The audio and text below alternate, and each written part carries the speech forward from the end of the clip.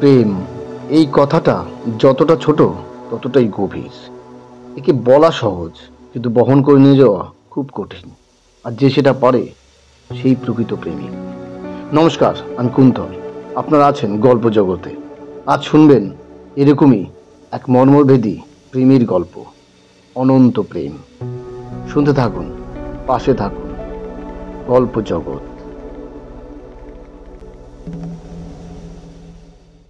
আজ অভিক আর রাশিকার বিয়ে। দীর্ঘ 10 বছর প্রেমের পর শুভ পরিণয় সম্পন্ন হয়েছে। দুই পরিবারই খুব খুশি।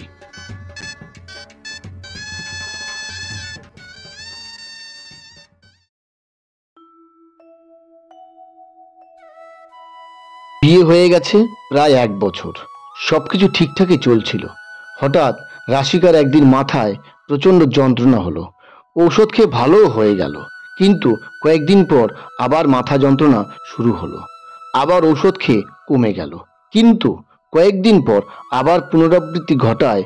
অভিক রাশিকাকে ডাক্তারের কাছে নিয়ে গেল। ডাক্তার পরীক্ষা করে কিছু টেস্ট করতে বললেন। টেস্ট করিয়ে রিপোর্ট নিয়ে অভিক আর রাশিকা দুজনেই ডাক্তারের কাছে গেল। ডাক্তার সমস্ত রিপোর্ট দেখে রাশিকাকে বলল, আপনি একটু বাইরে যান, অভিকের সাথে আমার কিছু কথা আছে। রাশিকা একটু অবাক হলো, এটা ভেবে যে সে তো অ্যাডাল্ট, তবে তাকে আড়াল করে কি বলতে চাইছে ডাক্তার। তবুও ডাক্তারের কথা মতো বাইরে চলে গেলেন। আর ডাক্তার বললেন, শুনুন, এখন আপনাকে যা বলবো সেটা শোনার জন্য মনকে দৃঢ়ভাবে শক্ত করুন। কেন ডাক্তারবাবু, কি হয়েছে রাশিকার? কি বলতে চাইছেন যার জন্য মনকে শক্ত করতে হবে? ডাক্তারবাবু এবার ধীর অথচ দৃঢ় গলায় বললেন, আপনার স্ত্রীর ব্রেন ক্যান্সার হয়েছে এবং লাস্ট স্টেজ। কিছুই করার নেই। উনি বড়জোর আর 15 দিনের মতো এই পৃথিবীতে আছেন। অভিক কথাটা শুনে একেবারে ভেঙে পড়ল এবং ধীর গতিতে বলল, এসব এসব আপনি কি বলছেন? 10 বছরের রিলেশন। আমরা আমরা মাত্র 1 বছর হলো বিয়ে করেছি। আমাদের দুজনের কত স্বপ্ন, আশা, আগামী জীবন নিয়ে। আর আপনি একজন মাত্র 15 দিনে সব শেষ হয়ে যাবে? অভিক বাবু, আপনার কষ্ট আমি ফিল করতে পারছি, কিন্তু শুধু আপনি নয়, যে ব্যক্তি গাছতলায় ঘুমায় সেও আগামীর স্বপ্ন দেখে। যে বৃদ্ধ হয়ে ঝুঁকে পড়েছে সেও ভাবে, যদি আমি আগের মতো সোজা হয়ে হাঁটতে পারতাম। সবাই আমরা সুখের স্বপ্ন দেখি, কিন্তু সব স্বপ্ন পূরণ হবার নয়। এটাই তো প্রকৃতি, নিয়ম, তাই না? কারো দুঃখ, কারো সুখ, এই নিয়েই তো জীবন। এই যে আমি বড় একজন ডাক্তার, 2000 টাকা ভিজিট। এবার আপনি হয়তো ভাবছেন প্রতিদিন প্রচুর টাকা রোজগার করে, অনেক ব্যাংক ব্যালেন্স আছে, ওনার জীবনে সুখই সুখ। কিন্তু বললে বিশ্বাস করবেন না, আমার একটা সন্তান কথা বলতে পারে না, অন্যটা হাসতে পারে না, স্ত্রী প্যারালাইসিস। এদের পিছনে আমার প্রচুর টাকা প্রতিদিন খরচ হয়, তাই ইচ্ছে না থাকলে অনেক বেশি চার্জ নেই রোগী দেখার জন্য। আমি কিন্তু দুঃখের মধ্যে জীবনকে এগিয়ে নিয়ে যাচ্ছি, কারণ এগিয়ে যাওয়াই তো বেঁচে থাকা। আমি সব বুঝতে পারছি ডাক্তারবাবু, কিন্তু রাশিকাকে ছাড়া আমি আমার অস্তিত্ব দেখতে পাই না। আমি সব বুঝতে পারছি, তবুও বলবো, এবার থেকে রাশিকাকে ছাড়াই জীবন ভাবুন। আর একটা কথা, রাশিকাকে এই ব্যাপারে কিছু বলবেন না, কারণ একজন মানুষ তার মৃত্যুর দিনক্ষণ জানতে পারলে সে যতই স্ট্রং ম্যান হোক না কেন, সে অচিরেই অসুস্থ হয়ে পড়বে। সেরকম রাশিকাও তার মৃত্যুর খবর জানতে পারলে 15 দিনের পরিবর্তে সেটা 5 দিনে চলে আসতে পারে। তাই উনি যতদিন আছেন ওনাকে হাসি খুশি রাখতেন। পারলে ওনাকে নিয়ে কোথাও ঘুরে আসুন। জীবনের শেষ কটা দিন আপনার সাথে একান্তে কাটাক। অভিক ধীরে ধীরে বাইরে বেরিয়ে এলো। রাশিকা অভিককে বলল, ডাক্তার এমন কি বললো যেটা আমার সামনে বলা গেল না? তোমাকে পার্সোনাল ভাবে বলতে হলো? ও ও কিছু না, ডাক্তার আমাকে একটু একটু তো চেনে, তাই বললো যে হানিমুনে কোথাও গেছি কিনা, বাচ্চা কবে নেওয়ার প্রস্তুতি করছি, এইসব আর কি, টুকটাক কথা। আর এসব কথা তো তোমার সামনে বলতে পারে না, না তাই তোমাকে বাইরে যেতে বলেছে। তাই বলো?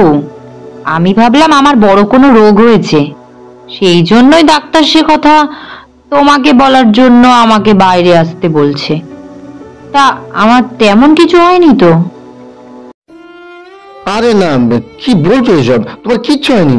আরে আরে মাথার মধ্যে নার্ভগুলো থাকে না, সেগুলোতে মাঝে মাঝে প্রবলেম হয়, আর তাতে মাথা যন্ত্রণা করে। তোমারও সেটাই হয়েছে, সেই জন্যই ডাক্তারবাবু কড়া কয়েকটা ওষুধ দিয়েছে। এগুলো ঠিকমতো খেলেই তোমার মাথা যন্ত্রণা একেবারে কমে যাবে। অনেক দেরি হয়ে গেছে, এবার চলো বাড়ি চলো। ওরা বাড়ি ফিরে গেল।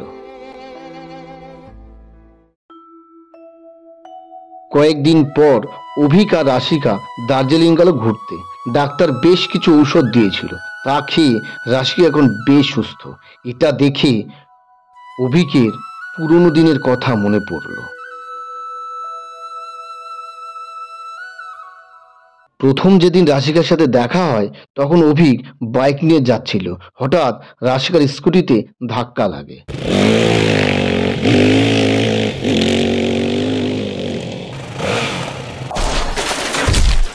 অমনি রাশিকা রাস্তায় পড়ে যায়। তারপর রাস্তা থেকে উঠে অভিককে সরাসরি বলে, চোখটা কি বাড়িতে রেখে এসেছো, নাকি বাপেরটাকে ফুটানি মেরে গাড়ি না চালানো শিখেই রাস্তায় নেমে পড়েছো?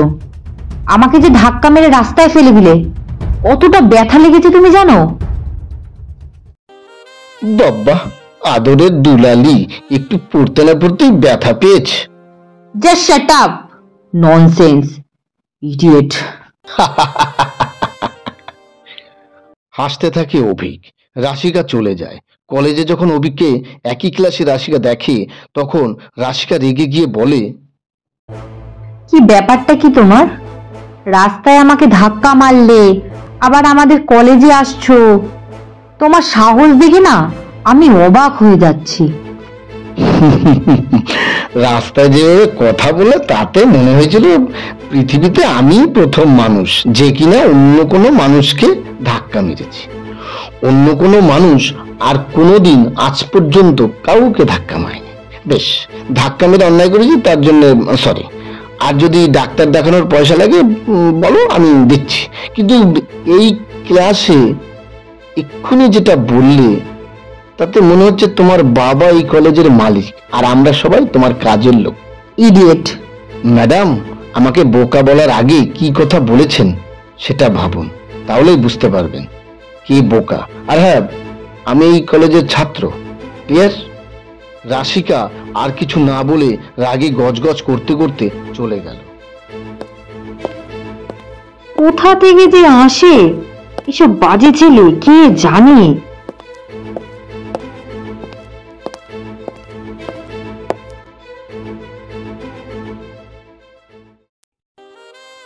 এরপর থেকে ধীরে ধীরে ওদের বন্ধুত্ব হয়, আর বন্ধুত্ব থেকে প্রেম। শুধু প্রেম নয়, গভীর প্রণয়। ওরা দুজন একে অপরকে ছাড়া বাঁচার কথা ভাবতেই পারে না।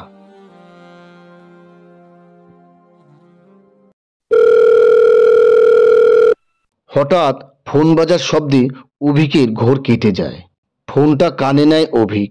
ওপাশ থেকে ডাক্তার বলে, অভিক, হ্যালো অভিক, কথাটা বলতে সত্যিই খারাপ লাগছে, কিন্তু আমি তো ডাক্তার, তাই মিথ্যে আশা দেব না। তোমার স্ত্রীর আর বেশি সময় নেই, বড়জোর 2 দিন কি 1 দিন।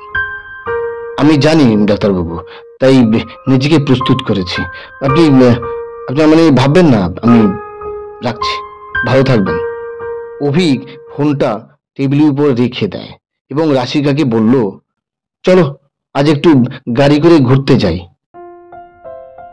কোথায় নিয়ে যাবে আমাকে? আমার মাথায় যন্ত্রণাটা না বেড়েছে। তাই নাকি? আচ্ছা আচ্ছা, ঠিক আছে, চিন্তা করো না। ডাক্তারবাবু ঔষধ দিয়েছে, সেটা খেলে কমে যাবে। আর আজ ঘুরতে চলো, হ্যাঁ? তারপর দেখবে আর কোনো ব্যথা নেই, কোনো যন্ত্রণা নেই। কি বলছো? ঘুরতে গেলেই সব কমে যাবে? তুমি চলোই না আমার সাথে, তারপর দেখবে আমি মিথ্যে বলছি না সত্যি। তার আগে এই নাও, এক গ্লাস দুধ খেয়ে নাও। এর মধ্যেই না তোমার মাথা যন্ত্রণা ওষুধ দিয়ে দিয়েছি। রাশিকা আর কিছু না বলে দুধটা খেয়ে নেয়। এরপর অভিক রাশিকাকে পাশে বসিয়ে নিজেই গাড়ি ড্রাইভ করে। রাশিকা একটু অবাক হয়ে বলে, বাবা, কি ব্যাপার, আজ নিজেই ড্রাইভ করছো? এতে অবাক হওয়ার কি আছে? দুজনে এতদিন পর নিবিড়ে ঘুরবো, তার জন্য ড্রাইভারকে নেবো? তাহলে আমাদের ঘোরায় অসুবিধা হবে না? তুমি বড্ড বোকা। রাশিকা খিলখিল করে হেসে ওঠে। অভি গাড়ি চালাতে শুরু করে।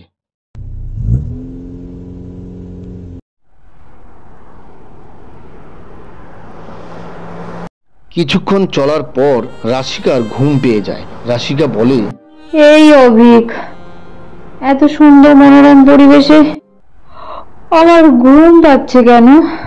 তুমি যে কি বলো না! আরে বাবা, সুন্দর পরিবেশেই তো ঘুম আসে, তাই না? কখনো শুনেছো অস্থির পরিবেশে কারো ঘুম পায়?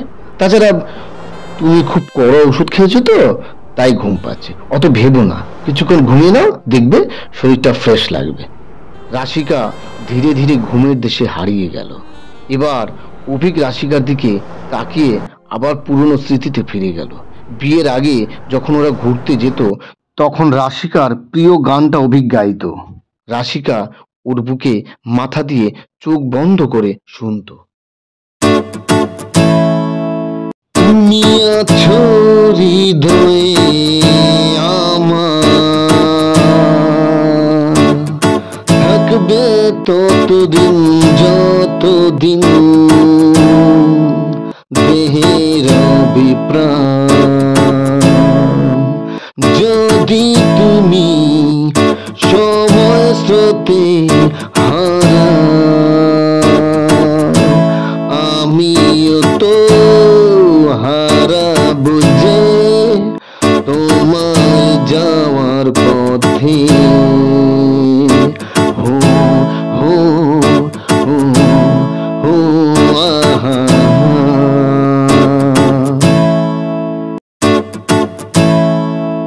আরো মনে পড়ে রাশিকা বলতো, আমাদের একটি সন্তান হবে, সে ছেলে হোক বা মেয়ে, আমরা তাকে এমন ভাবে মানুষ করব যাতে সে নিজের এবং সমাজের কল্যাণ করতে পারে। পুরনো কথা মনে পড়ে অভিকের চোখ বেয়ে জল গড়ায়। মনে মনে ভাবে, কত স্বপ্ন ছিল আমাদের, কিছুই হলো না। একটা দুঃস্বপ্নের মতো ঝড় এসে সবকিছু শেষ করে দিল। এখন যে তুমি ঘুমোচ্ছ তা তা প্রকৃতির মনোরম পরিবেশের জন্য নয়। তোমার দুধে কোনো মাথা ব্যথার ঔষধ নেই রাশিকা। যেটা মিশিয়েছি সেটা হলো ঘুমের ঔষধ। ক্ষমা করে দিও। এছাড়া এছাড়া আমার আর কোনো উপায় ছিল না। তোমার তোমার তো বেশি সময় নেই, তাই আমি চাইনি যন্ত্রণা ছটফট করতে করতে তুমি তোমার নিঃশ্বাস ত্যাগ করো। আমি চাই স্বপ্নের মধ্যে দিয়ে তুমি অমৃত পথে যাত্রা করো। তবে ভেবো না তুমি একা যাবে, আমিও যাব। হ্যাঁ, আমিও তোমার সাথে যাব, কারণ তুমি ছাড়া আমি প্রাণহীন শরীর মাত্র, আর প্রাণ ছাড়া শরীরের কোনো মূল্য নেই। আমরা আর কিছুক্ষণের মধ্যেই চির স্বপ্নের দেশে পা রাখবো। সেখানে সেখানে কোনো দুঃখ নেই, স্বপ্ন ভাঙার আতঙ্ক নেই, বিচ্ছেদ হওয়ার ভয় নেই। আছে শুধু অনন্ত সীমাহীন ভালোবাসা। সেখানে সেখানে ভালোবাসা কখনো পোড়ায় না। সেখানে অনন্ত কাল ধরে দুজনের হাত ধরে একে অপরকে আগলে রেখে চির অমৃত ধামে বিচরণ করব। কথাটা ভেবেই একটা খাদের দিকে এগিয়ে গাড়িটাকে নিয়ে থামালো।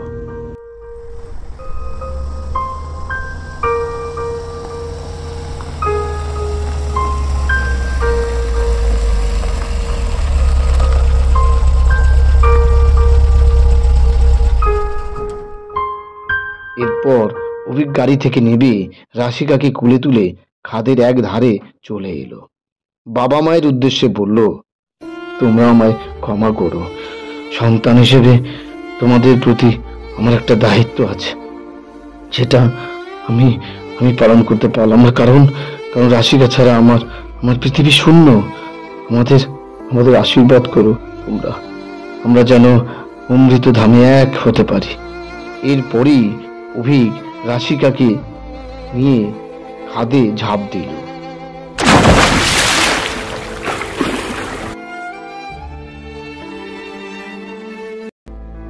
কয়েকদিন পর অভিক এবং রাশিকার বাবা মা থানায় মিসিং ডায়েরি করে।